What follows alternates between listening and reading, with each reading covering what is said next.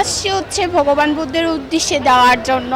আর আজকের দিনে প্রার্থনা হচ্ছে জগতের সকল মানুষ ভালো থাকুক, পৃথিবীতে যে যত সব মানুষ আছে, হিন্দু মুসলিম বৌদ্ধ খ্রিস্টান, সবাই অনেক ভালো থাকুক, সুখে থাকুক, পৃথিবীতে শান্তির বাণী বিরাজ করুক। এই যে আমাদের এত সংঘাত চলে, পৃথিবীতে এত যুদ্ধ চলতেছে, এইসব যুদ্ধ সব কিছু বন্ধ হয়ে যাক।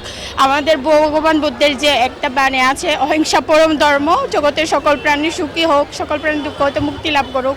এইসব থেকে পৃথিবীর সকল প্রাণী সত্যিকারতে এই ভগবান বুদ্ধের অহিংসা বাণী চারিপাশে ছড়িয়ে পড়ুক, পৃথিবীর সবাই মানুষ ভালো থাকুক, সুখে থাকুক, শান্তিতে থাকুক, এটাই আমাদের সবার প্রার্থনা।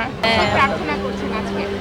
আমি প্রার্থনা করছি যাতে আমার পরিবার ভালো থাকে, সুখ শান্তিতে থাকে, আর নিজের মনোকামনাগুলো যাতে পূর্ণ হয়। আজকের দিনটা আসলে আমাদের বৌদ্ধ ধর্মাবলম্বীদের জন্য বিশেষভাবে গুরুত্বপূর্ণ, কারণ আজকের এই দিনে আমাদের বৌদ্ধ জন্মগ্রহণ করেছে, বৌদ্ধত্ব লাভ করেছে এবং মহাপরিনির্বাণ লাভ করেছে। মানে ত্রিস্মৃতি বিজড়িত এই দিনটি।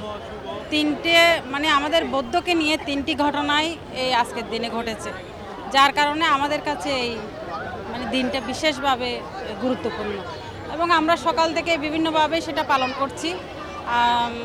শুধু চট্টগ্রাম বৌদ্ধ বিহারে নয়, বাংলাদেশের সমগ্র বৌদ্ধ বিহারগুলোতে আজকের দিনটি বিশেষভাবে পালন করা হচ্ছে।